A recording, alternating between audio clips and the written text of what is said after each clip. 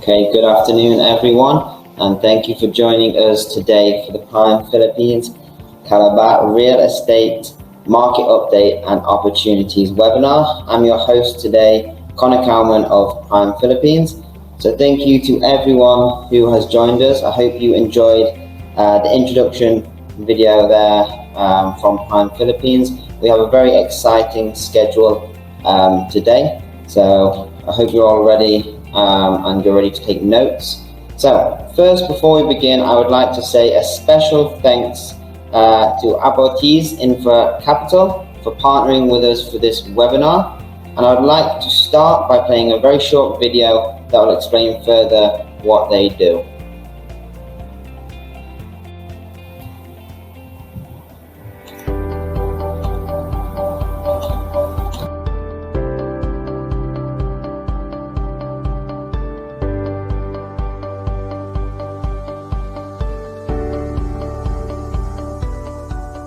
From fulfilled needs comes the freedom to search for opportunities.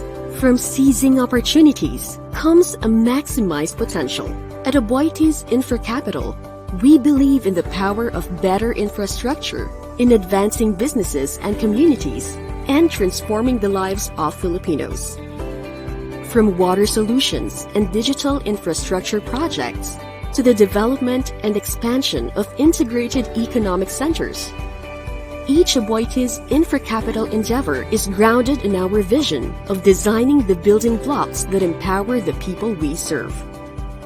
Every drop that contributes to the health and safety of the Filipinos, every connection that we help forge and strengthen among families and collaborators alike, every community that we design to fortify and elevate lifestyles carries our promise of building value for the future.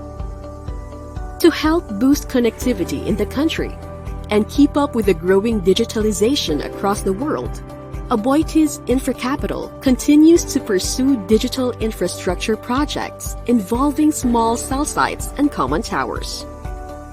With its operation serving as the reference standard of excellence for the company's water business, Lima Water Corporation offers wiser water solutions that balance the interests of people, planet, and profit.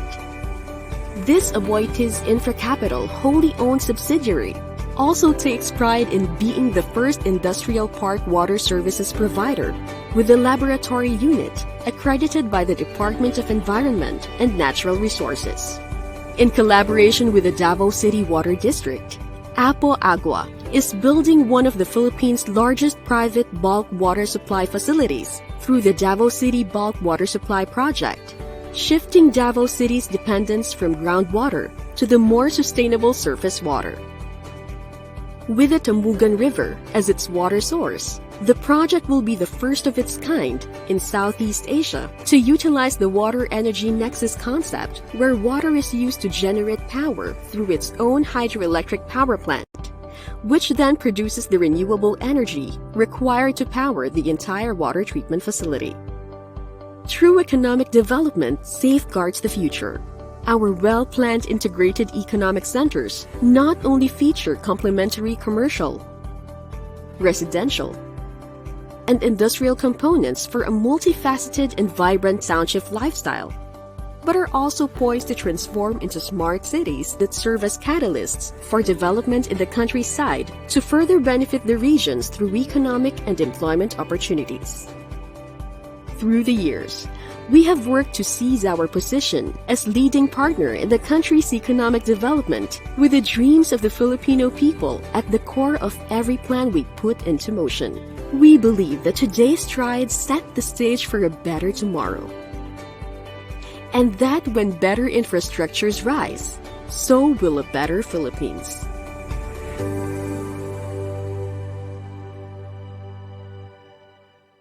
Okay, so a fantastic video there from our partner. Again, a very special thank you to Aboitiz for partnering with us today for this webinar. So make sure you go and check them out. Some fantastic projects as seen by that video. So we will move on with today's program. and we'll be starting the webinar with a series of presentations with property market updates and real estate opportunities from across Cavite, Laguna and Batangas eco zones. And then after the presentations, we will also have a Q&A session with our esteemed panelists, where we'll be sharing some insights and asking some questions to find out some more details on the upcoming opportunities and, you know, the updates at this moment within the real estate market in the areas I mentioned earlier. Okay, so one more thing before we start the set of presentations from our guests. I would also just like to draw your attention to the right hand side of the screen, where you'll see the poll section, or you should see the poll section. So this is an interactive segment of our webinar series where everyone who's watching can get involved. We'll be asking a series of questions throughout the duration of the webinar. So please keep your eyes out. The first question is already on the side there. So make sure you get involved. We will be making reference to the results from these polls, the answers from you guys watching as well. So please do get involved on the side there. And the first question we have is, in your view, at what stage is the real estate industry currently at for the second quarter of 2021? So we'll leave the question up whilst we go through the presentations, and then a little bit later on we will talk about the results. So please, everyone, make sure to get your answers in. So we will move on to the presentations, and I know you're all excited, of course, to hear from our esteemed guests. I'm sure that's the reason you're here. So our first speaker today, we are very, very fortunate to introduce Director General Charito Plaza. Aside from holding office with PEZA and furthering the country's growth through foreign investments, Ms. Plaza also holds the rank of Brigadier General in the Philippine Air Force and is the first female general in that branch.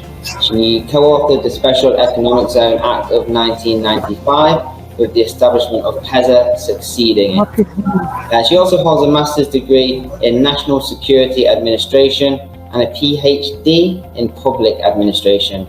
Wow, some serious credentials there, and we're very, very happy to have her here with us today. So without further ado, I'd like to welcome you all to Director General Plaza. Thank you for joining us today. Okay, thank you very much, everyone, and my greetings goes to our leaders in Prime Philippines, which compose the new generation of real estate consultants. My friends, ladies and gentlemen, thank you very much for this opportunity to be one of your speakers today. So I have here with you a presentation of what the updates of PEZA, and for our friends to know what have we been doing to continuously attract investors, retain the present investors, and especially our balancing acts in addressing the challenges and threats of COVID, the pandemic, in protecting the health, the jobs, and making the economy, the Philippine economy, afloat. So we have here a presentation. Can we go to the next slide, please? So this afternoon, to refresh everyone, I'll update you with our profile, our performance, the status of operations, especially in these challenging times of the pandemic. What are the Bayanihan Act assistance and reprieves that we have been giving our investors and locators, and the recognitions that PEZA got from the U.S. Department of State, from the Philippine Statistics Authority, the Presidential Communications Office, the NEDA, and other recognitions where PEZA is highlighted to be the most efficient, effective, and having the best practice among the economic zones worldwide. And of course, we'll give you an update on the data on CALABA, the minimum land requirements for setting up economic zones for our prospective investors, and of course, for the knowledge of our real property consultants, and then the CREATE, which will now provide new incentives where we hope that this IRR will soon come out, and our transformation roadmap. This is the medium and small term development plan of PEZA for the next 25 years. So let's go to the PEZA profile. Next slide. Okay, PEZA continues to be the top investment promotion agency in the Philippines, which is mandated to register, manage, and operate public and private economic zones in the country. We are the only investment promotion agency which is authorized to register both lands and buildings to become economic zones, and where our locator companies, our export companies, and even the domestic enterprises can now join us in our economic zones, because being in the economic zones will provide our locators the incentives and even subsidies. So PEZA is known for its ease of doing business. So we provide a one-stop shop and a non-stop shop. One-stop shop because we don't want the investors to be going around and negotiate with different agencies, both the national and the local government units. So from the registration or from the application to registration of our locator companies and ecozone of developers, everything is taken from PEZA. From the transactional permits like the import and export permit, the letter of authority to allow our locators to import tax and duty free of equipment, spare parts, and others. And PEZA likewise is the one who provides the incentives to our locator companies located inside the economic zone. So PEZA continues to receive recognition, not just from our investors who are happy with our efficiency, our effectiveness, and our credibility, the best practices. We are also recognized by the IFC World Bank and other international institutions, and even domestic institutions. And for the year 2019, PEZA continues to provide the highest export income. 64% of the commodities and goods of our export income comes from PEZA's registered locators. 80% are PEZA's registered locators, providing the highest export income through services. Okay, next slide. Okay, so update from 1995 to 2020. So we have now a total of 413 operating ecozones. 76 of these are manufacturing ecozones. We have 295 IT parks and centers, 17 tourism ecozones, 3 medical tourism, and 22 agro-industrial parks. So as of 1995 to 2020, our investments have reached 3.967 trillion pesos. And our export incomes, these are the locators' export incomes contributed to the economy, is 871,069 billion dollars. And as to number of projects, 8,071 directly employed in our ecozones and companies, 1,545,200. So that's directly employed. NEDA says for every direct employment, we create 6 indirect employment. So you have to multiply the 1.5 million plus to 6. So where does this indirect jobs provided, or what are the sources of this? These are the service providers doing business in our ecozone. So these are the suppliers, the truckers, the brokers, the forwarders, the canteen concessionaires, everybody doing business inside our zone. So we expect that we have 9 million plus direct and indirectly working in our economic zones and companies. So we have now 4,643 locator companies under PEZA or registered with PEZA. Next slide.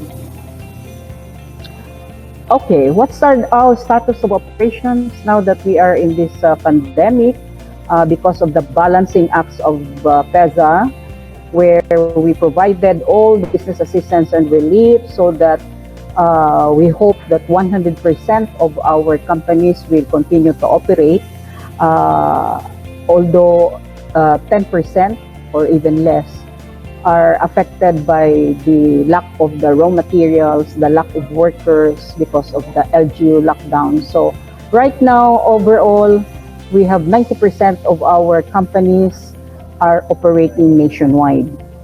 So in the IT BPO sector, that's 84% are operational, and in the manufacturing sector is 94%. Next slide, please.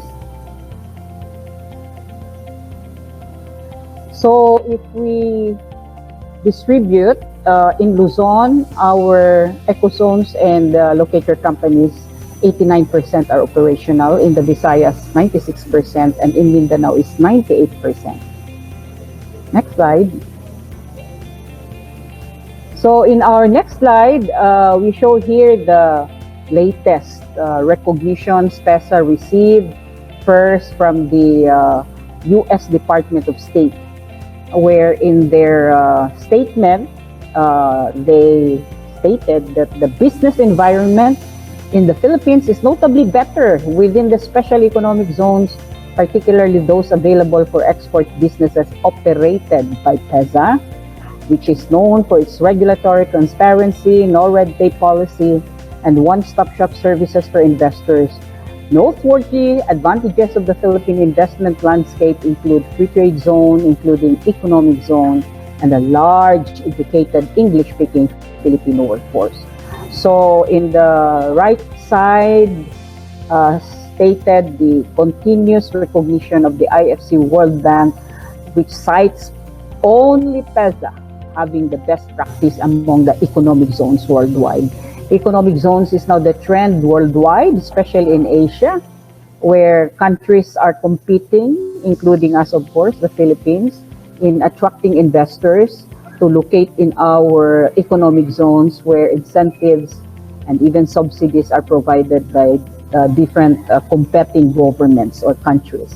So that one magazine, the CEO magazine, cited the Philippines in top of the 10 best countries to invest in the post-COVID, and we rank number 7 in the spot. Next slide, please.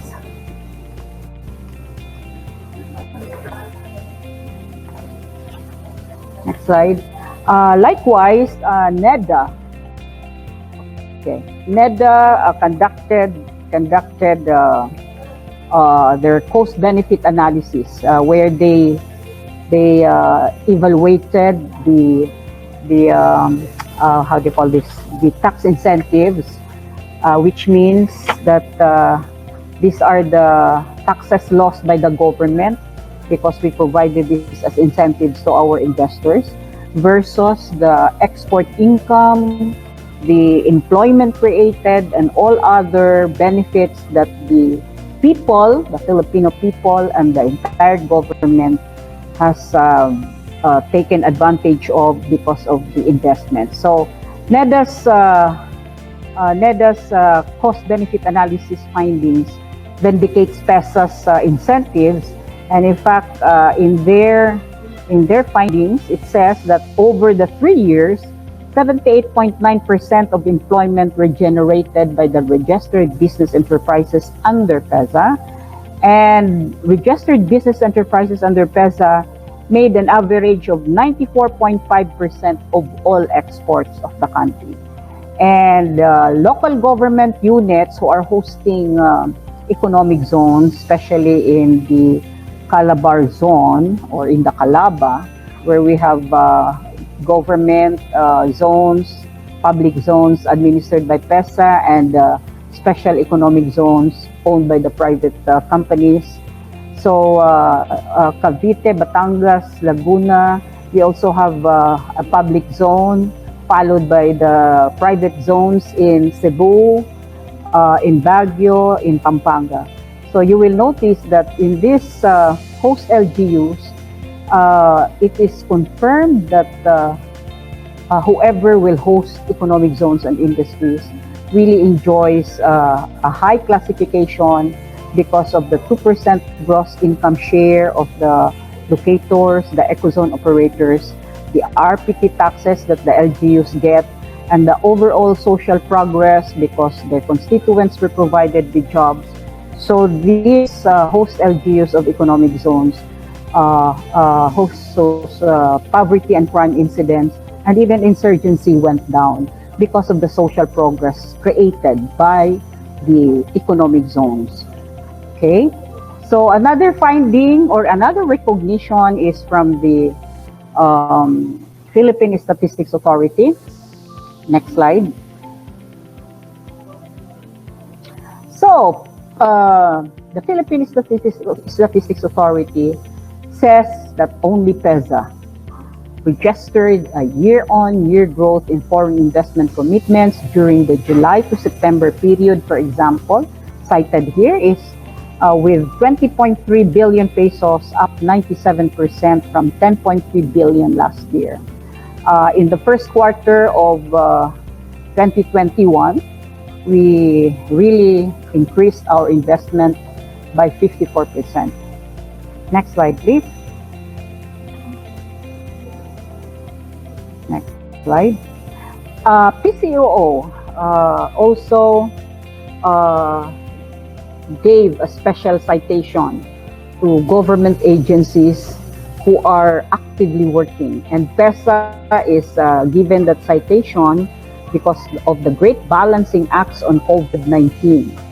So in fact, I am happy to announce to our friends in this event that because of the balancing act of PEZA, we were able to address the danger and took advantage of the opportunity so that year in and year out, we continue to provide investment and income, and of course, retain majority of the jobs for our people despite the crisis or the challenges and threats of the pandemic.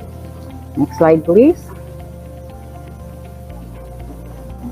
Okay, so our data right now of CALABA, we have 129 economic zones in CALABA and 2,015 locator companies out of the 4,000 plus. So meaning almost half of our locator companies are located in the CALABA area.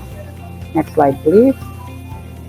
Okay, so because we are promoting an environment-friendly industrialization and promoting and even transforming our existing economic zones to become green, healthy, sustainable, and smart ecozone, and even building townships. So in our transformation of our existing economic zones, we are now redesigning this to have a commercial area, an industrial area, and a residential area where our locators and the workers will work, live, learn, and play.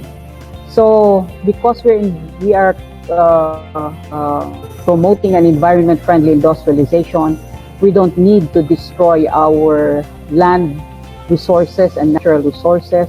So we have to create different types of ecozones according to the land potential and the resources of every land. So we have economic zones that are manufacturing. So the area requirement is at least 250,000 square meters. In our agro-industrial ecozone, we require a minimum area of 50,000 square meters. Our IT parks or IT buildings or IT parks, we require 1 hectare or 10,000 square meters. In information technology or the IT centers, as we call them, we require a minimum of 10,000 square meters within Metro Manila and Cebu City, and 5,000 square meters outside Metro Manila and Cebu City. In our tourism ecozone, because we base it on the natural endowments, like if it's a white sand beach, there are waterfalls, or a mountain resort that is overlooking a very beautiful view. We only require 5,000 square meter floor area if this is within Metro Manila and Cebu, and 2,000 square meters outside Metro Manila and Cebu. For medical tourism, these are hospitals and specialized clinics who cater to foreign patients. So we only require a minimum area of 250,000 square meters. And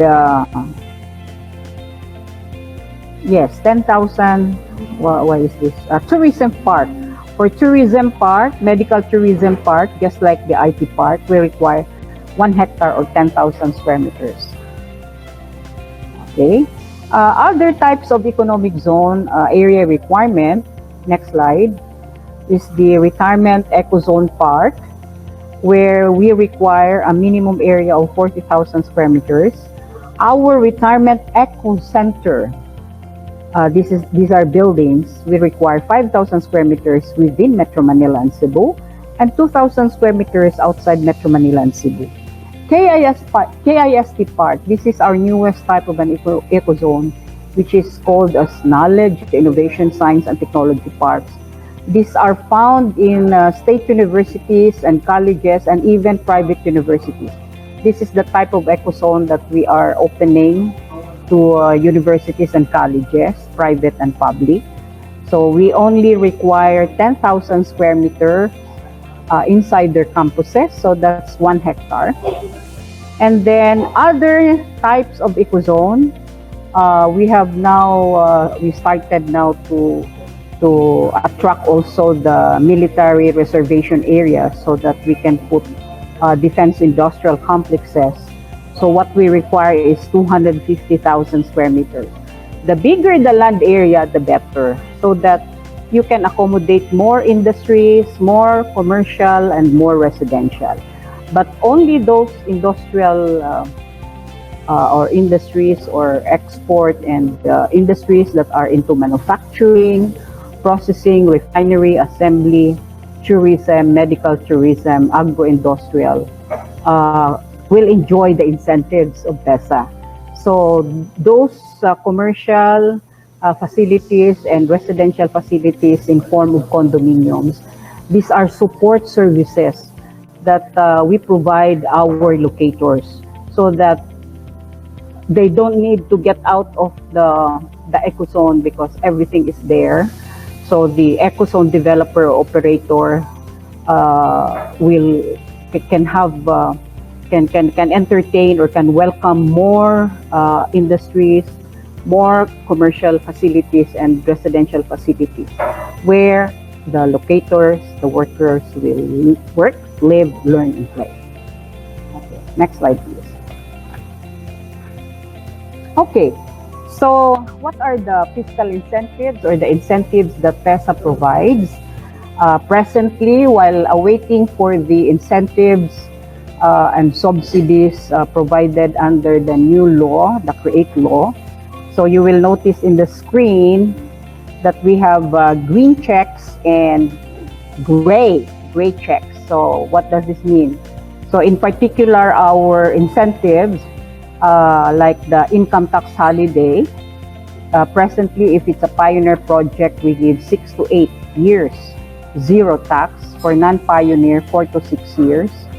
And the present regime or tax incentives, that is the green one. Under CREATE, because we are awaiting for the release or the final IRR of the create. This is the gray. So in a few days, the DOF promised that the IRR of create will already be released. So we will update everybody of what really is the fate of investors, incentives on income tax holiday, and the special 5% tax on gross income, less allowable deductions. So this is after the ITH. So again, both tax incentives, the 5% GIE and the ITH is gray under the create. We will know what is the final verdict under the IRR that will be released soon. So on our incentives, providing tax and duty-free importation for capital or industrial equipment, spare parts, supplies, and raw materials, it will be the same. We will both enjoy, we enjoy it now, and we will also enjoy it under create. And then in the domestic sales allowance, if it's a 100% foreign company, we allow 30% of domestic sales. So if it's a Filipino owned, it's 50-50, no? So under create, we still don't know if this will be retained. So again, we have to wait. The zero value added tax rate of all the local purchases that the investor will directly purchase in the domestic market, which will include telecommunications, power, and water bills. So both are green, the present and under create, meaning this will continue to be enjoyed by our investors. The exemption from the payment of local government taxes and fees will continue under create. The employment of foreign nationals, our foreign investors, and even Filipino investors, if you decide to import or to hire foreign national workers, especially if you need specialists, consultants, managers, etc. No? It should be not more than 5% of the total workforce that you need in your company. And then, as usual, part of the ease of doing business, PEZA will be the one who will issue the special visa for our foreign investors, their immediate family members, and their foreign workers. Okay, and again, for foreign investors, unfortunately, we cannot allow you yet to buy our land holdings, but you can rent it up to 75 years. Why is this so? Because, multinational corporations are mostly our investors. They have a lot of money. If we allow them to purchase our lands, they might purchase the whole of the country, leaving the Filipinos as squatters of their own homeland. So for foreign investors, 100%, we allow them to lease up to 75 years, both private and public lands. Unless they have a Filipino partner, the 60-40 rule will apply. We will allow the joint company or the partnership to acquire the land holdings of the Philippines. Next, please. Okay, so other fiscal incentives that is now rationalized in a summary form. There is now a limit to the capital investment of our investors. If it is 1 billion pesos or less, it will just be PEZA or the other investment promotion agencies who will approve. But if it's more than 1 billion pesos, it will already be the FIRB who will approve. And the FIRB will also do some oversight. Presently, there is no FIRB doing the oversight. Under create, they are going to do the oversight, meaning what has been approved by the investment promotion agencies like PEZA, they can still exercise an oversight power or authority to review what we have approved. So what are the industries covered? Under the present regime, those that are provided in our law, or the IPA Charter. So like for example, for PEZA, what are the industries? These are export industries or into manufacturing, processing, refinery, assembly, tourism, medical tourism, agro-industrial types of industries. So in the under the CREATE, this will be defined in the SIPP or the Strategic Investment Priority Projects. So all of the types of industries will be identified or defined in the SIPP, which again is not yet released. And then the IPH, PEZA's present IPH is 4 to 6 years. Under CREATE, it will become 4 to 7 years. Then presently, PEZA also will extend the IPH to 2 more years and 3 years for those firms who are expanding. In under CREATE, it is not applicable, and especially those companies or industries that will be located outside the national capital region, meaning you will go to the provinces like CALABA and other areas in the countryside. An additional IPH of 3 years will be provided the investor. Additional incentives for relocating outside NCR and those areas that was affected by disasters and conflict areas, they will also be extended an additional income tax holiday of 2 years. And again, the duration is presently 4 to 6 years. Under CREATE, it's 4 to 7 years. Okay, so what are the plans? What are the plans of PEZA to address our goal of fully industrializing the Philippines? So we call it the transformational roadmap, and adopting this worldview that the Philippines should and must be an active contributor to the global supply chain, and we have to address by acting local what are the needs of the Philippines so that we can become an active contributor of the global supply chain, and we will continuously attract investors to the country. So we call it the transformational roadmap. This is actually PEZA's medium and long-term development plan for the next 25 years. So next slide. Okay, so these are the 6 goals of PEZA. First goal is we want to fully industrialize the country and contribute to the global supply chain by thinking global and acting local. Next, we want more technology to be transferred to the country. We want to build a self-reliant, self-sustaining and resource-generating economy, because right now, my friends in this forum, the Philippines is one of those called as import and consumption dependent. So we have millions of hectares of idle lands. We have the advantages, like we're one of the few countries with a rich human resource and natural resources, and millions of hectares of idle lands. But why are we importing from rice, sugar, coffee?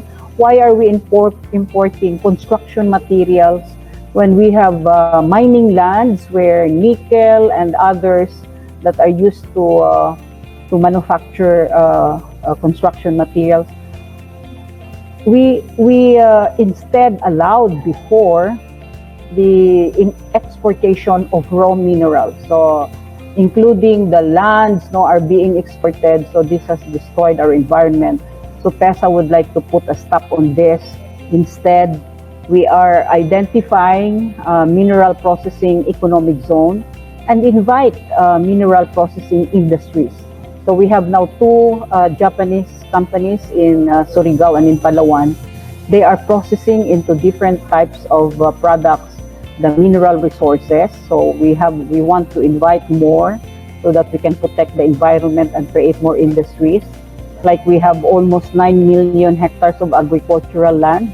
That's why we're emphasizing on the creation of the agro-industrial economic zone. so that we can invite the food and agriculture related industries all over the world.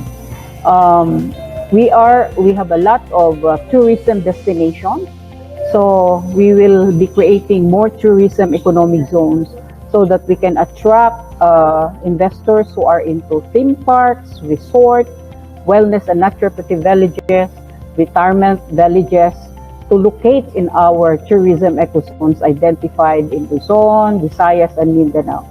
So one of the goals of PEZA, I mentioned this already, is to attract different industries to locate in the different types of economic zones that are environment friendly, green, special ecozones designed. Further, we want our economic zones to be the economic driver to grow smart towns, digital cities, and new metropolitan areas in every region of the Philippines. It's high time to decongest Metro Manila. We need to build economic zones in the countryside. If every LGU will have an economic zone, this will be the economic driver where we will be able to attract investors, bring their technology, develop our lands, create jobs, and with that, the economic zones will be the driver to grow new metropolitan areas in every region. So we hope also to increase further the creation of jobs, livelihood, and develop the idle lands, and to strengthen the domestic enterprises, the SMS, and the export, and we will have an export-driven economy. Okay, next slide. So we identified in the transformational roadmap three objectives. So the first objective is through the creation of these different types of economic zones. As you have seen in the chart, these are the different types of ecozones that we hope to attract different types of industries to locate in these different types of ecozones. Okay, the next objective. Next slide.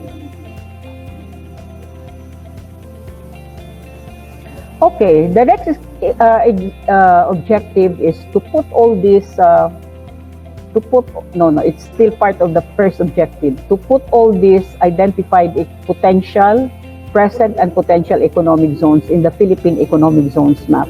So if there is an existing industry who wants to expand or new investors who will come, they simply have to look at the Philippine economic zones map and choose which location they're going to put their economic zone or their industries in Luzon, Visayas, and Mindanao. We are also, our public zones will be increased.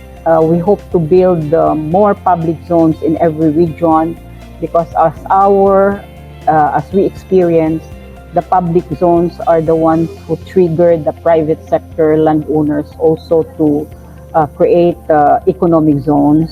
And then we are addressing the utilities rate. Like, unfortunately, we are the second highest power rate in Asia.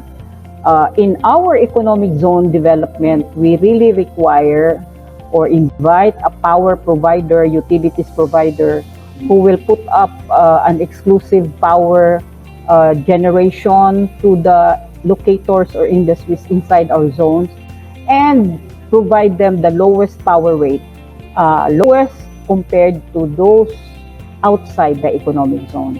So our present economic zones locators are enjoying the lowest power rate. Like for example, in our Cavite economic zone, which is owned by PEZA, the power rate is only 5 pesos per kilowatt hour compared to the 12 pesos per kilowatt hour outside Cavite ecozone. So this is what we want to be replicated in our economic zones to counter our being highest or second highest power rate in Asia. Again, we are now transforming, redesigning existing economic zones to become a township. It will be designed as township. And we put up the Special Economic Zone Institute also to address the training, the transformation of the Filipino workers to become multi-knowledge, multi-skilled, and world-class workers. Okay, so next slide, please.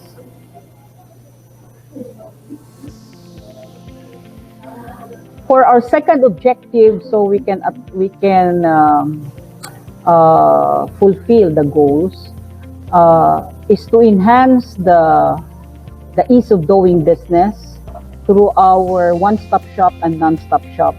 So we are now partnering with different agencies of government and attract investors who are into PPP, joint venture agreements, because we want to put in every region logistics and transportation hubs. We need more international airports and even food terminals where the farmers, the SMEs will bring their products. So we can invite investors who are into supermarkets, chain of supermarkets around the world, our local markets.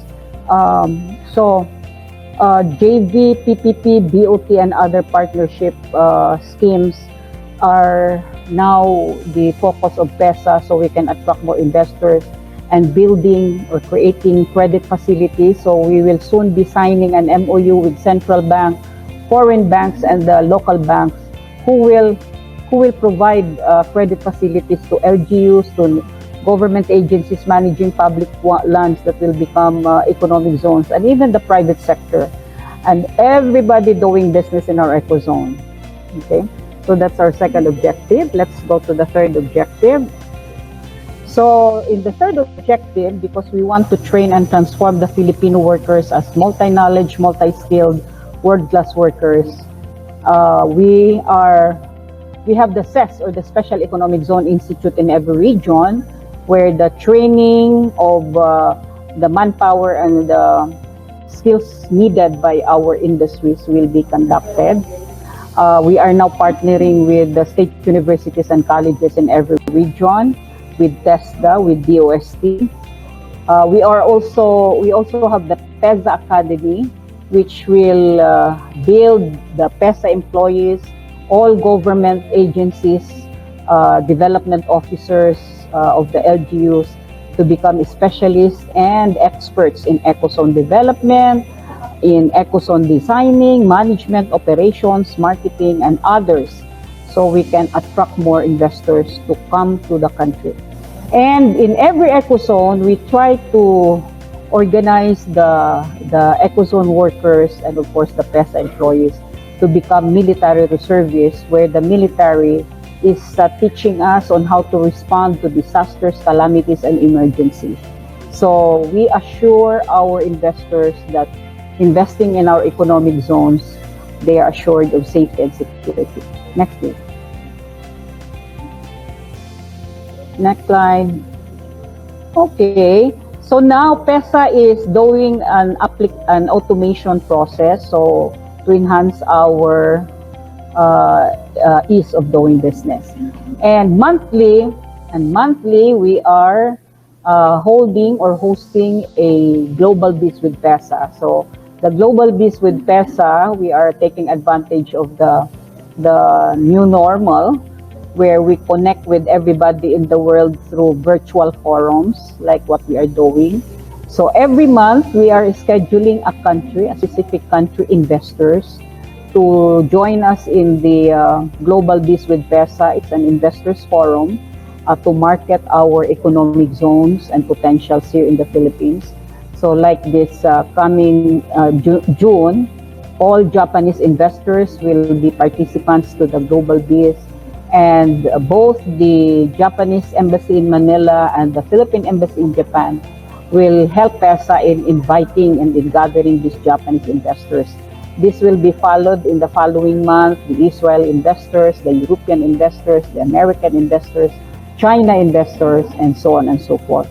I am inviting Prime's real estate consultants to join us in this Global Biz with PEZA, so you can interact and facilitate in providing foreign and Filipino investors potential locations of their industries and companies, or potential ecozones that may be developed.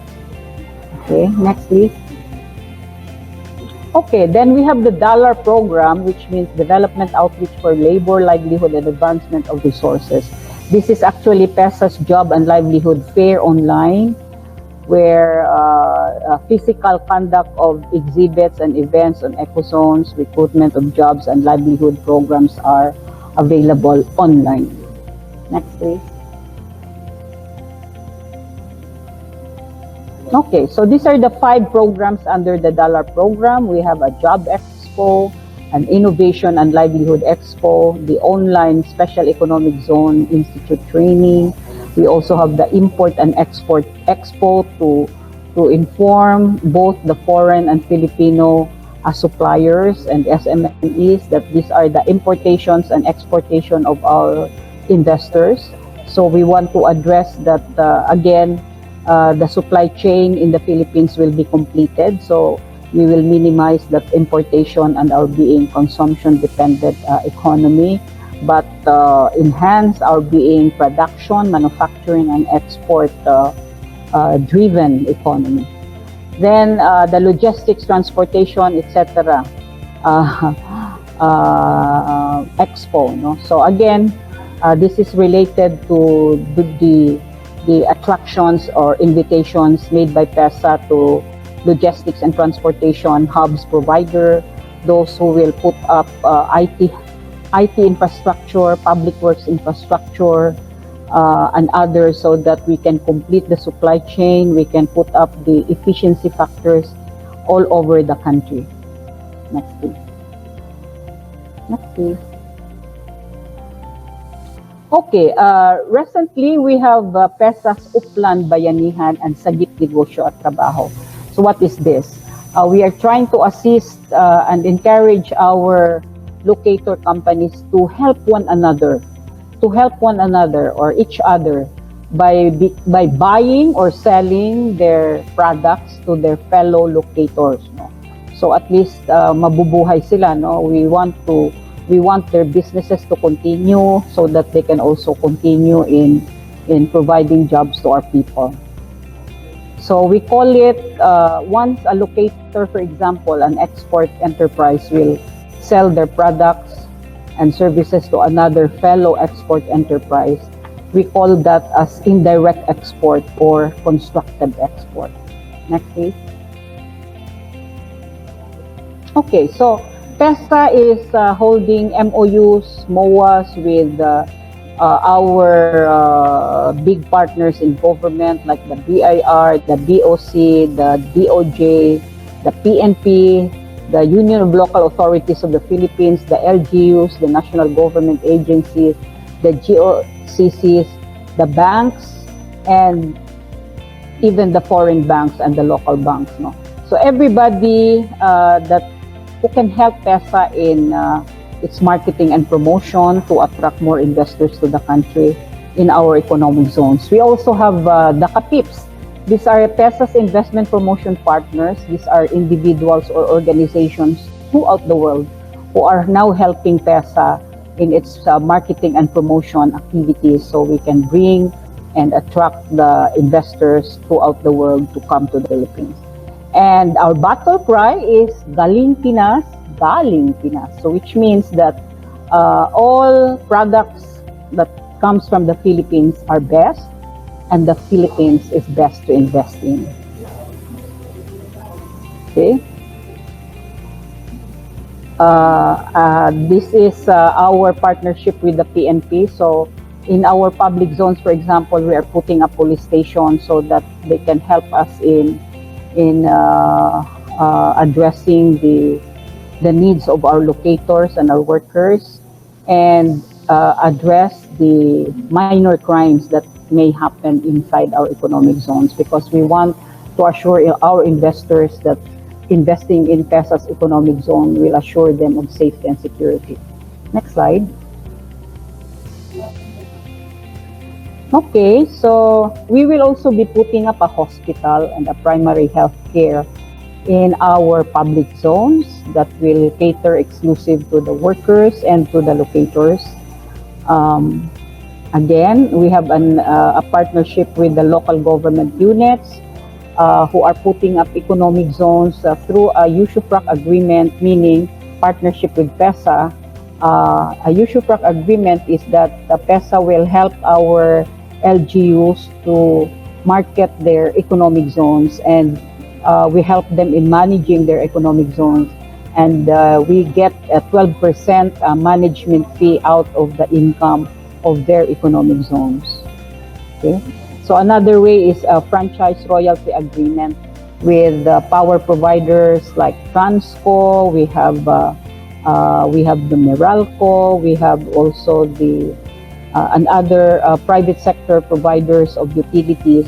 So they put up the power, for example, in our eco zones through a royalty agreement.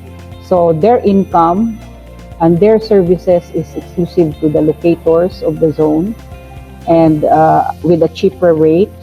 So we get a royalty fee for providing them an exclusive or a captive market from among the locators of our eco zones. Okay, next slide. Okay, so thank you. That's it. What will I encourage and challenge our members? Our new generation of real estate consultants, members of Prime. My challenge to you is to become partners of PEZA, so that we can assist the landowners in creating their lands and even buildings into economic zones, and so we can increase the economic zones nationwide, and you can likewise attract investors to locate in these identified economic zones, the new, the potential, and the existing economic zone. So we make the economic zone as the economic driver, the economic umbrella, and with that, we will be able to make the Philippines as an investment haven in Asia. So thank you for giving me this chance to present PEZA's programs, and we look forward to a stronger partnership with Prime, our new generation of real estate consultants, in making the Philippines very attractive, not just in Asia, but to the whole world. Maraming salamat. Thank you so much, Director General Plaza, for that very, very insightful overview. And as everyone can see, that obviously despite the pandemic, PEZA continues to be very proactive in their ongoing projects to help further the growth of the Philippines. Once again, I'd just like to thank you for being with us today, and thank you for your wonderful, wonderful presentation. And I look forward to inviting you back a little later on for the panel discussion. Thank you. Thank you. Okay, so we will move swiftly on to our next presentation and our next speaker. Our next speaker is Mr. Francis Mina, one of my colleagues at Prime Philippines. And Francis is the head of our research and advisory department. He has over 4 years of intensive real estate experience covering the different property markets, and has over 6 years of experience in strategic planning and financial planning. He specializes in conducting feasibility and highest and best use studies for master planned or mixed use developments. And aside from providing sound advisory services to local developers and landlords, he has also facilitated market studies to aid the entry of various international developers as they assess the Philippine market. Francis, it's great to see you here today. Thank you for joining us. And yeah, you may proceed already with the presentation.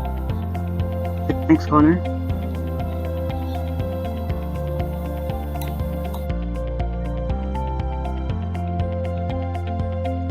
Okay, so I'll be giving an overview of the CALABA region, so the Cavite, Laguna, and Batangas from a real estate perspective. So yeah, I'll be jumping straight to it.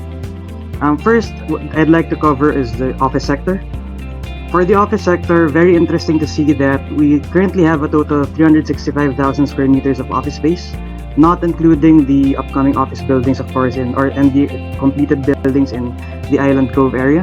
So we're currently looking at 365,000 square meters, which in the past was heavily dominated by Cavite. But we've seen that gradually Laguna has been increasing its share of total office stock, leading current office stock to at 44% each of Cavite and Laguna, and the remaining 12% in Batangas. Batangas, though, is currently lagging behind. We're seeing that there are upcoming office buildings in the pipeline, and based on current demands, we expect some movement within the office sector in Batangas moving forward. Discussing demand, we're currently looking at the IT BPO sector as really the emerging driver for office take-up. Though currently, based on current very active demands, we're currently looking at more spread demands. 40% are BPOs, 30% are more traditional offices, and of course, government offices still continue to take up space.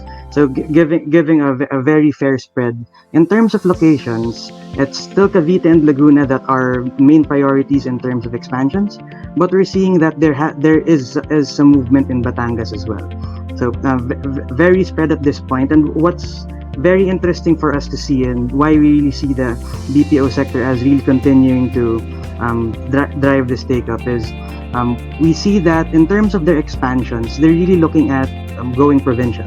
They have current setups already in Metro Manila, but they are looking at really expanding to the near provinces as well as the other metros in the Philippines. So it's part of the risk mitigation of these outsourcing companies, where they are looking at expanding to different provinces. Of course, given the challenges of just being Metro Manila centric, and with what's been happening with the pandemic, we see that it's becoming more strategic to locate in multiple provinces.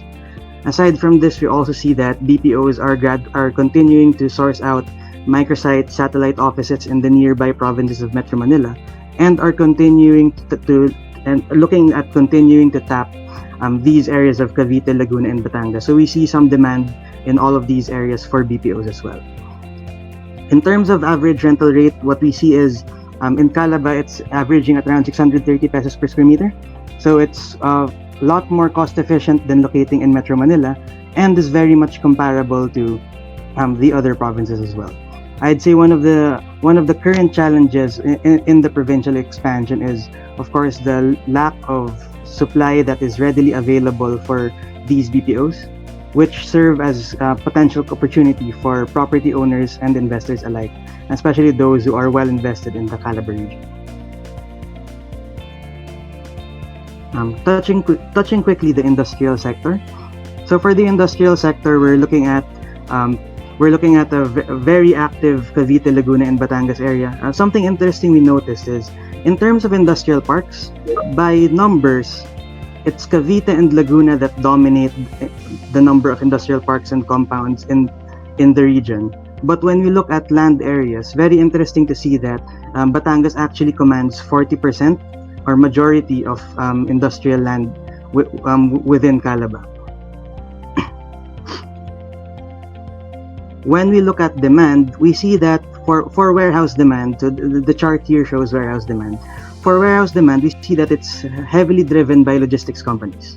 Logistics companies take up 57% of active warehouse or ready-built facilities demand, followed by companies looking at using the spaces specific only for storage, with the last source of demand focus on manufacturing. As you know, of course, these ready-built facilities are more fit for logistics and storage purposes. As some manufacturing companies, they also have a very specific requirements for their expansions. So far, from what we've been seeing, most demand really is still within Cavite and Laguna because of the proximity to Metro Manila. Though we are seeing that because of the scarcity of available land, available industrial properties in Cavite and Laguna. From our last tracking, industrial parks, industrial lots are 98% sold out or taken. So from this, we see that there has been some a slow growth in demand, rising demand in the Batangas area as well. But overall, as a region, it's a very active manufacturing and industrial region for the Philippines. Looking at warehouse rates, compared to the other region near to Metro Manila, which is Central Luzon, we see that Cavite, Laguna, and Batangas actually have average prices ranging from 200 to 230 pesos per square meter. So it's a bit higher as compared to the Bulacan, Pampanga area, which typically commands 150 to 180 pesos per square meter. But given its proximity to all of the nearby industrial parks, proximity to all the other locators in the country, it's a rate that still serves as very cost efficient and favorable for our industrial locators. And checking further the current rates, what we see as really the top line are the parts of North Cavite, or these areas that tend to rely on the Cavite side. So these parts of Kawit, Bacoor, these are commanding the higher rates within Cavite. And for Laguna, the entire stretch of Laguna that capitalizes on the South Luzon Expressway, or SLEX, is currently commanding the highest warehouse rates. For industrial lots, we see a very widespread, given that a lot of land used for industrial is a mix of industrial land as well as commercial land that is being used for industrial purposes. So, but given the wide range, we see that on average across these provinces, typical ranges between 7,000 to 14,000 pesos per square meter, with Batangas as the most cost efficient at this point, because of course the higher demands in Cavite and Laguna. So it's also an opportunity now for investors to explore the Batangas province as well. Interestingly, when we're looking at land as a whole, so I previously covered the industrial sector only, but for land as a whole, we started to we were tracking commercial land values in CALABA, and it's very interesting to see that there is significant movement in terms of the top line rates within of commercial lots specific to townships. So townships have been previously marketing commercial lots both in Cavite and Laguna, and it's very interesting to see that for some of these townships, we've seen compound annual growth rates of 18% for some in the last 3 to 4 years. So current top lines in Cavite and Laguna are 160,000 pesos per square meter, so it's within the higher ranges. But on average, CALABA is looking at 60,000 pesos per square. This is because it is significantly pulled up by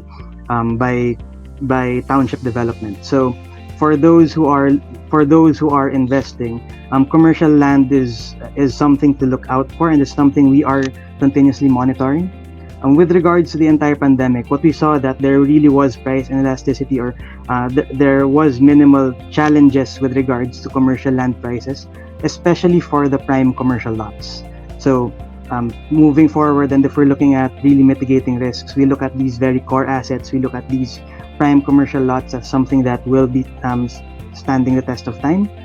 So, and of course, currently we're looking at these mostly these townships within Cavite, Laguna, and recently we've seen some movement as well in the Batangas region.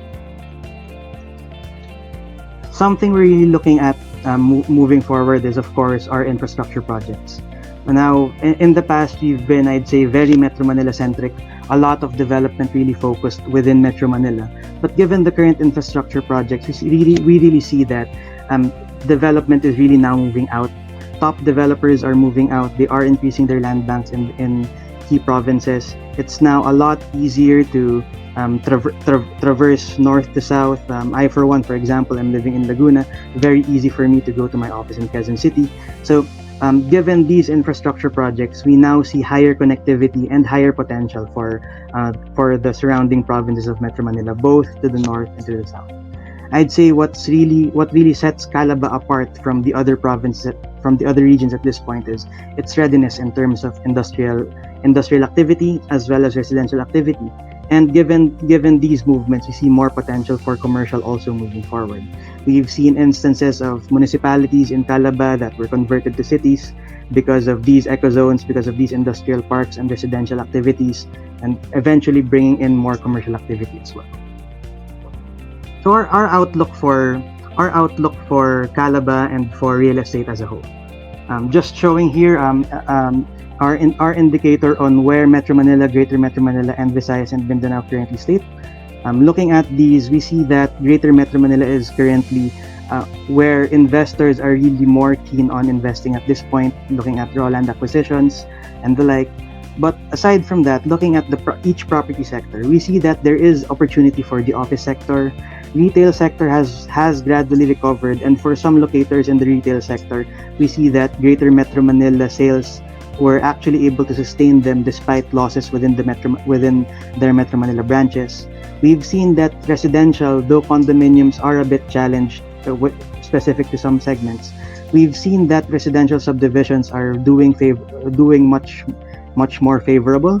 In a recent survey we saw that 92% of subdivision developers actually had better sales during the pandemic than pre-pandemic, and it's something that investors, developers alike, are now really looking at for their future developments. They are now prioritizing raw land acquisitions either for residential or for industrial development, since these are the two sectors that have really been doing well despite all of the challenges we have. So in summary, what we're really looking at now are for opportunities in real estate. We're seeing one, raw land acquisition. We are seeing and tracking heavier activity in terms of purchasing in 2021 for raw land. Higher demand even by boutique developers who haven't really bought raw land in the past. We've seen significant shifts from commercial land purchases in 2018 to 2019 towards focusing on raw land in 2020 and 2021. But aside from this, we see really strong opportunity for those who already have land banks within the region, where we see various opportunities for land lease, for build to suit, for those who are looking at liquidating and be able to sustain their main businesses. Some are actually selling still at very favorable rates. We haven't seen as much fire sales at this point. Aside from raw land, we're looking at development. So for development, it's mostly within city centers or within townships, as these are the two areas we are looking at moving forward for commercial. Of course, much easier for city centers as they are already there. For townships, what we see really is the upside and the opportunity, as well as the fully integrated development, considering all the industrial locators, potential for commercial, as well as the residential components that generally surround these eco zones. Aside from that, for the keen investors, we're looking at commercial land. So prime commercial land, specifically those within city centers and those within townships, as viable opportunities, especially since we've been seeing that commercial land appreciation has continued in the past years, and given the less impact of the pandemic on prime properties, we expect that we will be able to hold on to these commercial lots and eventually capitalize on these moving forward, either through resale or through development, given the opportunities we're seeing for the region moving forward. That's a overview of the CALABA region. If we have further questions, I'd be happy to address any moving forward. I'll also be active in chat. So if you have questions, I'll be addressing those directly to those with questions. And finally, for real estate requirements, do reach out to us. In the slide are my team within Prime Philippines, so those handling Luzon, Visayas, and Mindanao, different markets in the office, retail, and industrial and commercial land. So please do reach out if you have real estate requirements. We'd be very happy to help. That ends the presentation. So thank you for your time, and Connor, please take it away. Francis, thank you so much for that insightful presentation onto the different real estate sectors. You covered everything there, so thank you for that. And yeah, as mentioned by Francis, if you have any questions for any of our expertise, any of our panelists, then please put them in the chat. Feel free, and we will pass them along. Otherwise, we will be sure to send out all of the relevant contact information so that if you do have any requirements after this webinar, you can contact the relevant persons. So, okay, we will once again move on to our next speaker, and this is the final presentation before our Q&A, for our roundtable discussion. And our final speaker, we have Mr. Rafael Fernandez de Mesa. Pleasure to be joined by Mr. Rafael today. He is the first Vice President for Aboitiz Integrated Economic Centers. He has been with the Aboitiz Group for more than a decade, involved in various projects where he's getting extensive experience in the fields of operations, sales and marketing, business development and project management. He earned his bachelor's degree in business administration, major international business from Florida International University, and has acquired certifications from MIT, Salon Executive Education, and UC Berkeley Executive Education. So quite an array of qualifications there for our final speaker, Mr. Rafael. So we're once again very privileged. We saw a short video at the start from Aboitiz, and now we have Mr. Rafael who will do the final presentation today. So please, the floor is yours. Thank you. Good afternoon, everyone. I'm delighted to be here alongside our esteemed lineup of speakers, PEZA Director General Charito Plaza and Francis Mina from Prime Philippines, in what is turning out to be a truly insightful and informative forum. Thank you to Prime Philippines for inviting us and making this virtual event possible. Over a year into the pandemic, as the country is starting to gain momentum in its vaccine rollout, it's timely that we are gathering here today to talk about our prospects moving forward. So, despite the challenges brought about by COVID-19, the Philippines has remained resilient thanks to the strong collaboration between the public and private sectors. At the onset of the pandemic, the private sector immediately mobilized its resources to assist local governments in extending aid to their constituents. Both sectors took immediate steps together to offer relief and support its stakeholders. This is particularly true for us at Aboitiz, as the company contributed over 2.2 billion pesos for its COVID-19 response efforts. This includes various payments waived, reduced, extended, or restructured to help customers cope with the impact of COVID-19. We made sure to fulfill our service commitments to our customers, including our locators at the Aboitiz Integrated Economic Centers, namely Lima Estate and Lipa Malvar Batangas, Mactan Economic Zone 2, and West Cebu Industrial Park in Lapu-Lapu City and Balamban in Cebu. Thanks to PEZA and our LGU's support, industrial operations at our parks continued throughout the strictest periods of the lockdown, keeping the economic engines running outside the national capital region. With its solid collective performance last year, the industrial sector emerged as one of the more resilient pillars of the country's economy. Industrial expansion has been key to national growth since the 1980s, and today it has the potential to drive our recovery. This year, we need to look ahead and seize opportunities in key sectors. The good news is investors are starting to be more optimistic with the gradual reopening of the economy and the vaccine rollout. This was reflective in the foreign investments that poured into the Philippines in January. It grew by 41.5% year on year. As it launched its new international marketing campaign, Make It Happen in the Philippines, DTI identified key priority sectors for foreign investments. Among those sectors is electronics. The Philippines' electronics industry is actually a very vital part of the global value chain, as it hosts around 500 global semiconductors and electronic firms. The industry accounts for 61% of the country's export revenues. Building on the sector's size, DTI is now looking at the Philippines becoming the home of competitive integrated circuit design firms. Another key sector DTI identified is for the information technology and business process management sector. The Philippines is a popular destination for IT BPM with its English-speaking and tech-savvy workforce. The country accounts for 15% of the global IT BPM market, the second largest in the entire world. The Philippines offers endless possibilities and potential in IT BPM with the synergies in manufacturing and services. For the past 2 decades, it has also been a cost-competitive destination for multinational companies to do their back-office work. As we expect to be more competitive in attracting those industries, our Aboitiz integrated economic centers are very well positioned to take on that demand.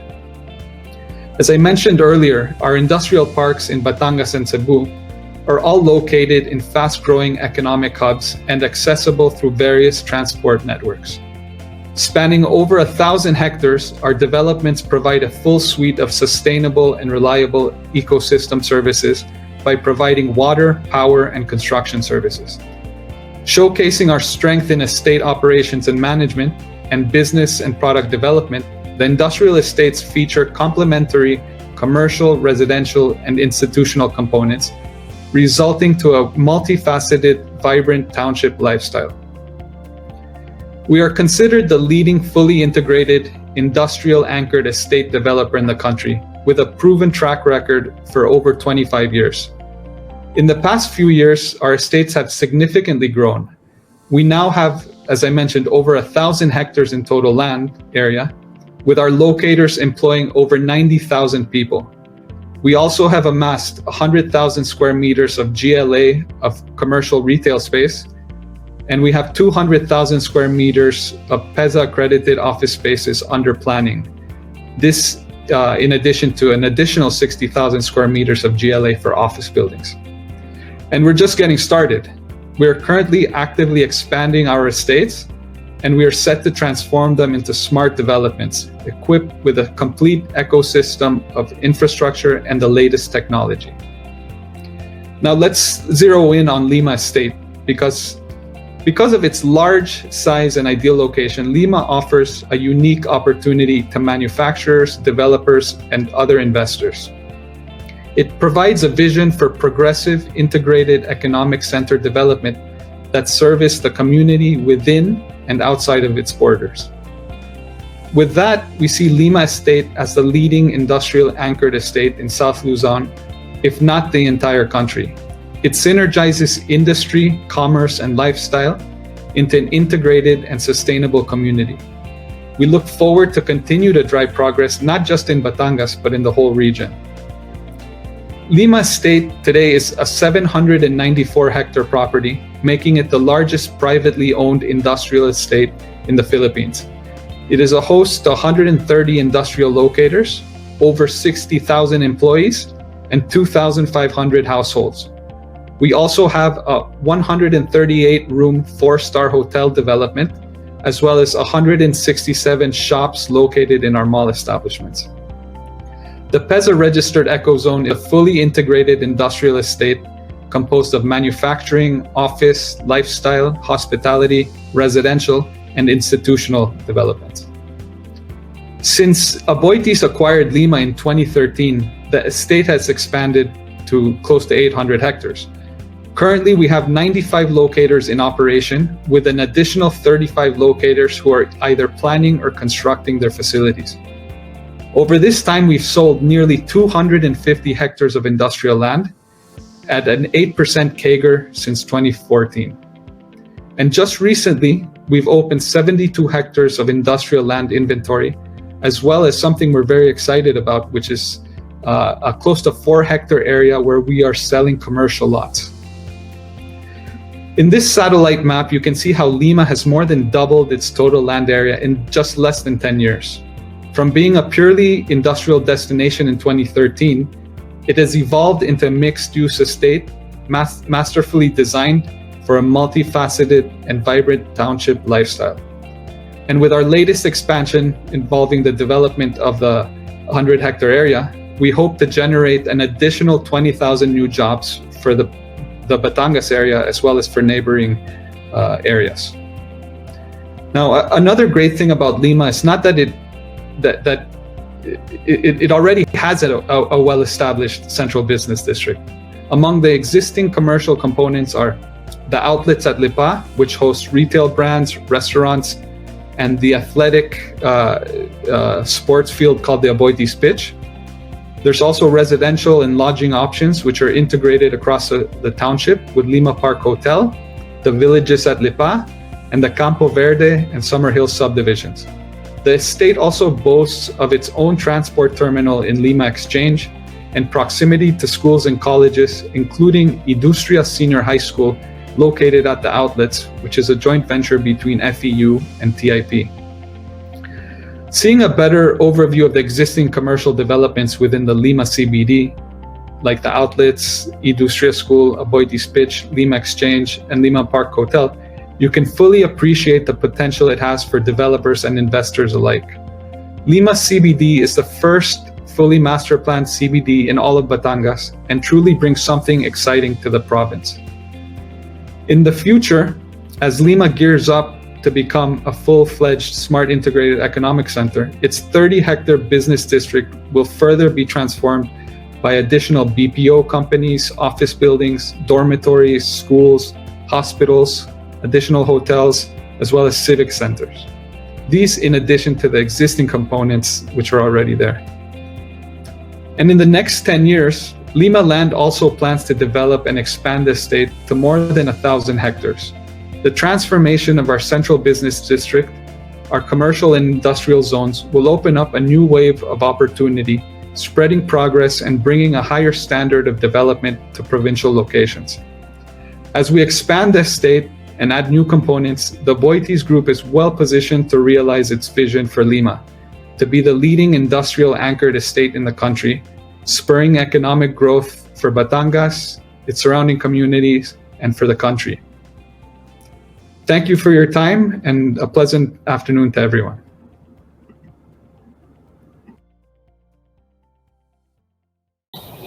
Thank you so much there, Rafael, for that. Again, another fantastic and very insightful presentation. And actually, yes, our final presentation of this afternoon, as I mentioned earlier, before we head into our panel discussion, which I'm sure you are all excited for. We'll be able to hear more from the speakers in there. Actually, we have the poll on the side. We're a little bit short for time, very short for time, in fact. So you can see the results on the side. We'll ask another poll question throughout the duration of the next one. But unfortunately, not enough time to draw too many comments. But feel free to, again, use the chat function down the side to ask questions or chat with each other on the findings of the poll results. So, what I would like to do quickly before we begin our roundtable discussion is I'd actually like to introduce another very, very prestigious attendee we have with us today. She didn't give a presentation earlier, but she has very kindly joined us for our Q&A session. So we will also be joined by Miss Marissa Argente. Miss Marissa is currently the Assistant Regional Director of DTI. She was also formerly connected with DTI Batangas Provincial Office as Chief of Business Development Division and as Officer in charge of the Provincial Office. So welcome, Ms. Marissa. It's a pleasure to have you here with us for this roundtable discussion. And I would also just like to point out to everyone, to our attendees and everyone who is watching, unfortunately, we have had to, Director General Charito Plaza has had to run off to an emergency meeting. When you are that important, you have meetings all the time. So we just want to thank her for her time today. And yes, just let you know that she will not be joining the roundtable discussion. But we do have all our other attendees, esteemed attendees, here with us still. So if you'll all turn your video and audio on so we can begin this roundtable discussion. So actually, I guess Miss Marissa, I'll come to you first. you've again not had a presentation, so I think it's only fitting that we allow you to have the floor for the first question. And the first question is, as you can see on screen, what is the competitive advantage of CALABA area over other emerging cities? So why do you think it is attracting more business? So yeah, please, Ms. Marissa. Yes, good afternoon. Definitely, CALABA area will continue to attract more businesses and more people because we really offer a very good mix of investment opportunities. There are good areas, and at the bottom of it all is the quality of life. Because for all your efforts, you should be able to have time to spend it for recreation. You have them in the CALABA. You want hot springs, they are in Laguna. You want to go to the beaches, you have them in Batangas. You want to go up there and look at the magnificent Taal volcano, then you can go to Cavite and look down at the volcano from Tagaytay. And the people are hospitable and industrious. We have a very peaceful environment here. And there is always a plan by our LGUs on how they will be able to assist everybody's needs, whether these are the needs of our investors, the needs of our tourists, whether these are just for information, you just need information, you just tap our local government units, and of course us at the DTI, we have 112 negosyo centers spread all over the region, because the negosyo center or the business center, that's a satellite office that the DTI has put in our various local government units, so that you don't just have to go to the provincial office of the Department of Trade and Industry.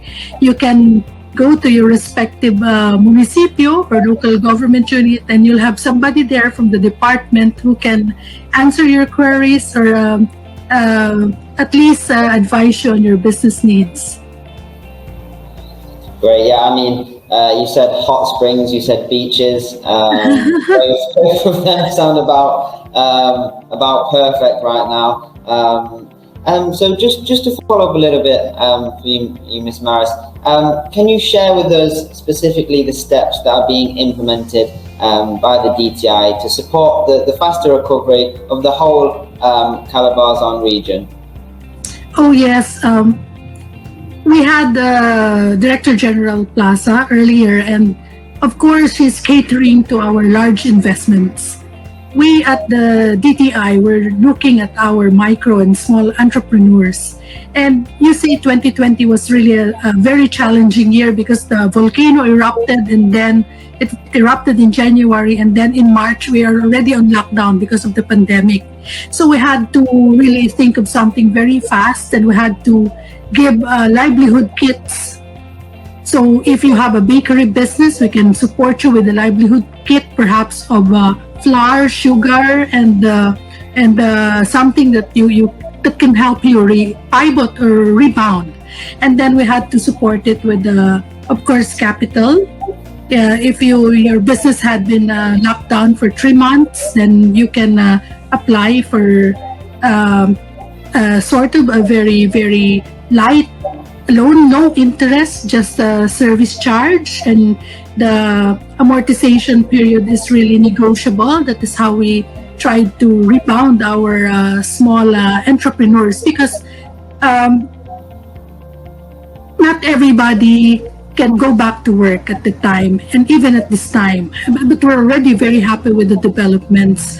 But we have to make everybody at ease at this time, and we have to make our communities also relaxed, so that as business is picking up in our zones, our communities are ready to handle the requirements. So we have to go back to our public markets, we have to check our construction stores, we have to check on the other things that are supposed to be with all of us as we try to recover from this. Fantastic. Yeah, you mentioned obviously in the presentation of Director General earlier regarding PEZA supporting, the international businesses, overseas investments and some of these bigger businesses. It's also very important, of course, to remember all these, small, medium enterprises here in the Philippines. So it's great to hear all these strategies being put in place to assist. And yeah, to think the volcano was also just January as well is quite crazy. So we'll go next to Rafael, Mr. Mesa. I'm interested to know, in respect to Aboitiz expansion to Batangas, what is your thinking for the advantages of this expansion? Yeah, so I think Batangas as a location, it's extremely attractive. I'll start first from the industrial perspective. Its location between Batangas Port and Manila Port, as well as the international airport, is very strategic for companies looking to set up facilities here in the Philippines. In the case of Lima, as I mentioned in my presentation, there's 60,000 people that are working in there, right? So wherever there are jobs, people will go to, right? So if you're to look, at bird's eye view above Lima, you've seen the proliferation of commercial activity, residential activity, because people are moving here. And in addition to that, over the last 10 years, there's been a trend to get out of the mega cities, right? Because life has in many ways become unsustainable. So, over that same period of time, we've now seen the infrastructure being developed to make these areas more accessible and easier to get to. And now with COVID has kind of accelerated that transition, right? Because people now want to be in places where it's nice, and that was mentioned, Batangas, Cavite, Laguna, these are beautiful places in terms of the natural resources, the beaches, the mountains, the temperature. It's funny when you go to the outlet shopping mall in Lima, in the evenings, you see people in their sweaters enjoying the outdoor area. So, I think those are the main reasons that it's really attractive. It's literal physical location as well as the infrastructure that has been developed and continues to develop. Yeah, precisely. I think certainly over the last few years there's been a real influx, as mentioned, in trying to expand out of the major cities and utilize some of these beautiful and very prosperous areas of the Philippines. And yeah, as mentioned, COVID seems to have somewhat accelerated this. So somewhat a silver lining to this whole year, maybe. So thank you for your answer to that, and we will actually move straight on to the second question. We can have that up on screen already. Okay, and Rafa, we'll stay with you for this one. Question number 2: how do you see Create, as was mentioned earlier, impacting specifically the real estate industry? Do you have any thoughts? Yeah, so I think of myself as an optimistic realist. So the two of the big things that I see Create having an impact, at least on our business in integrated economic centers, is one, now incentives will be offered to domestic enterprises, incentivizing them to move to provincial locations. So for us as an industrial zone, this actually opens up a new market for us, because businesses, as they move to provincial locations, they're going to want to locate in places that are safe or secure. There's order, you have the support facilities, whether it's utilities, lifestyle type of thing. So I think that's one opportunity that Create is creating for us. The other is, I think it's going to force us to continue to evolve and become, more. We'll have to develop our value proposition further, because in a way it's levelizing incentives, right? Because now all the investment promotion agencies are at par in a way, right? So PEZA now will basically be offering the same incentives that anyone can can avail of, whether they're in Clark or Subic or even outside of these places. So what else can we offer to attract these people? So I think that's another thing that will benefit the end users at the end of the day, because it's going to force us, the developers, to create even better products. Agreed. Yeah, certainly a lot of advantages of that. So we will actually move straight on to question 3. Reason being is we're again short for time, and we do have 2 questions remaining, so I want to cover every question. And Francis, we've not heard from you yet in the roundtable discussion, so I'd like to start with you on question number 3. Which real estate investment type do you think is the most promising in CALABA? Well, I mentioned a while ago that currently, for developers really looking at developing residential subdivisions and industrial parks at this point. So these are for those who are very active, who are really looking at doing these types of developments. So I'd say for the most part, among the investors we were in talks with, we saw that 56% of investors are really looking at raw land purchases. So not as focused within commercial lands as before. So pre-pandemic, we were looking at around 70 to 75% of investors focusing on commercial land. So this shift, we really see that they are now really looking at residential subdivisions and industrial parks at this point. Yeah, once again agreed. I will not give too many insights on mine, because we want to hear from you guys most. So, Mr. Rafael, we'll move on straight back to you for your insights. Can you maybe expand on how specifically investors can take advantage of the CALABA region? Yeah, well, from the industrial perspective, the CALABA region has been the leader for many years now, and I think it will continue to be. I think what you're going to see is that there's going to be more development moving southwards, because the Cavite and Laguna areas have become actually quite dense in many areas, and prices of land have gone up in a manner that it no longer or it becomes very difficult to develop industrial land. So I think you'll start to see development further south. In addition to that, we're also seeing, we recently launched our commercial lots in Lima, and there's been quite significant interest. So I think you're going to start to see commercial developers looking outside, because that's where people want to go, right?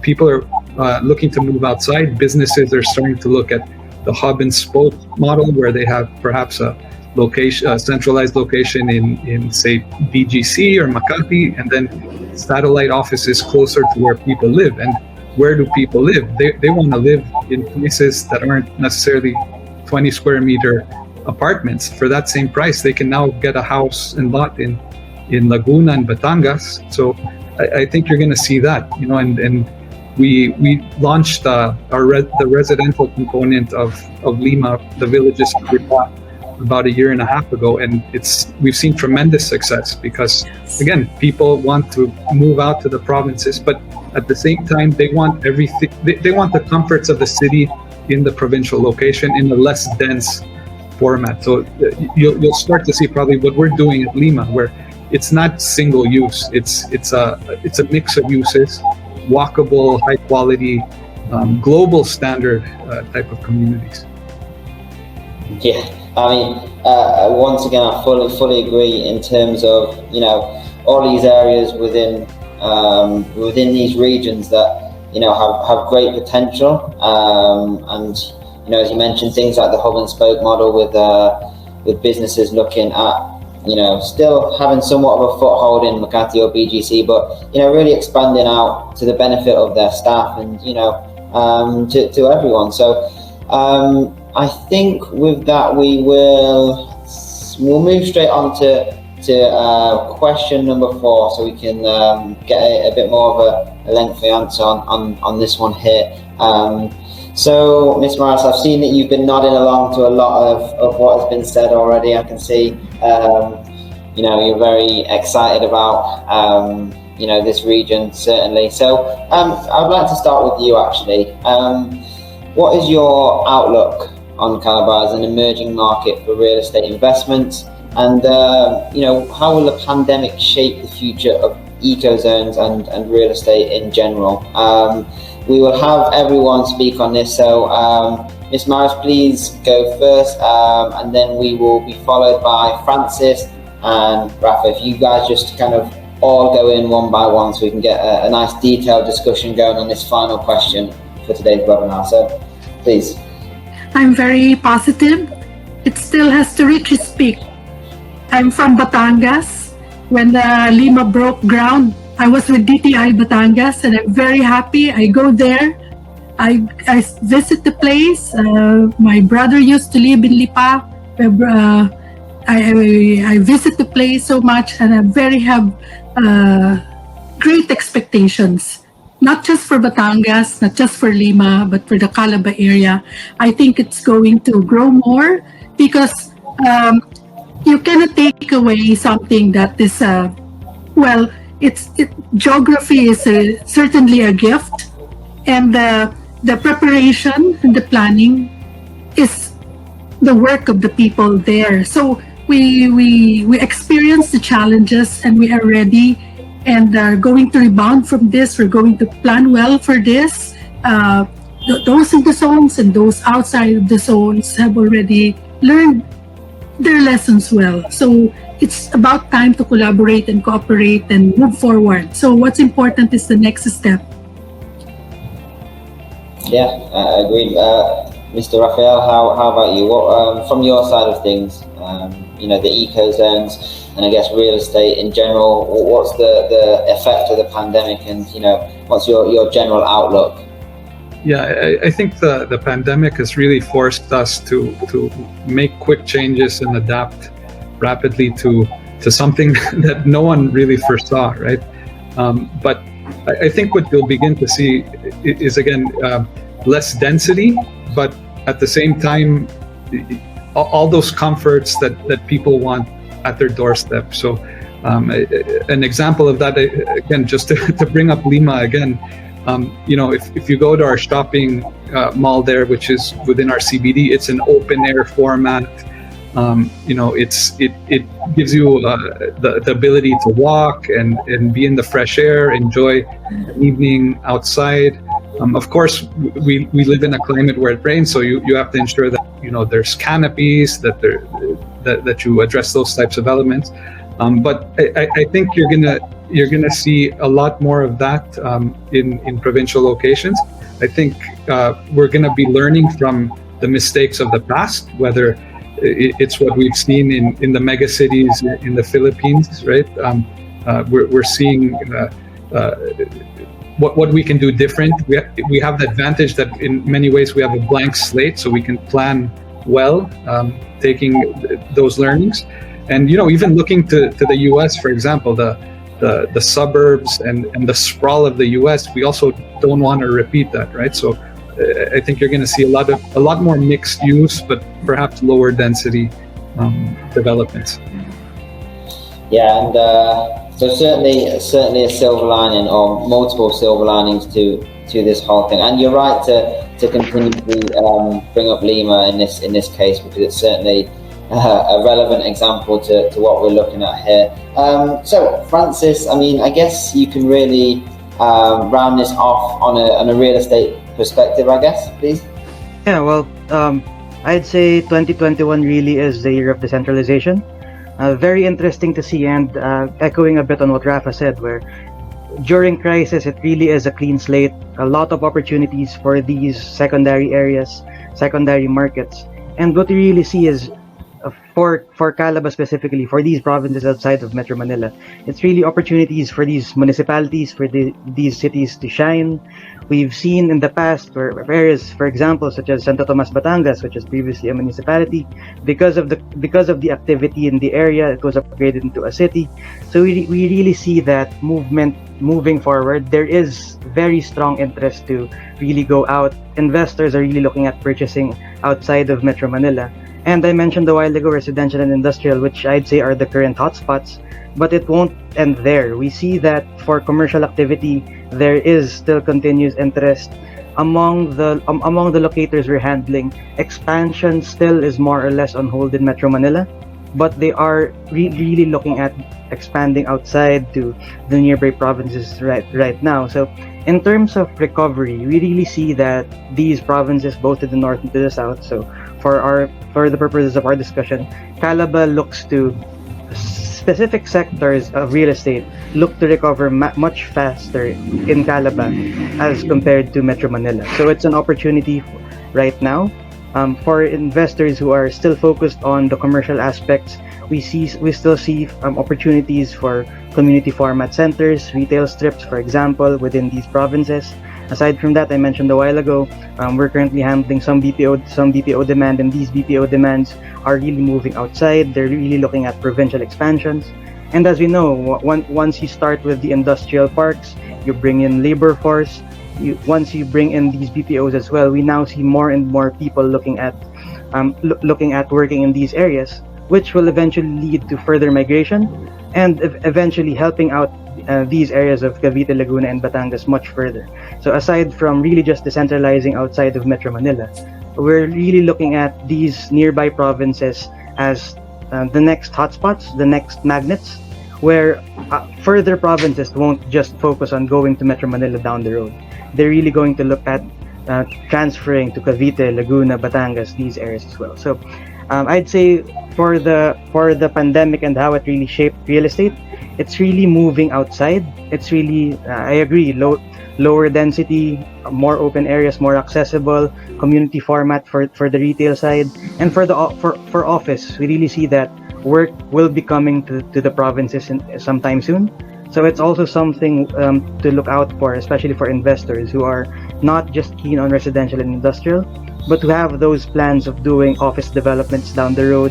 And echoing a bit on what Rafa said, it's a lot harder to buy property now in Manila because of the current high prices, where these prices they'd have to be developed immediately in order to recover these costs.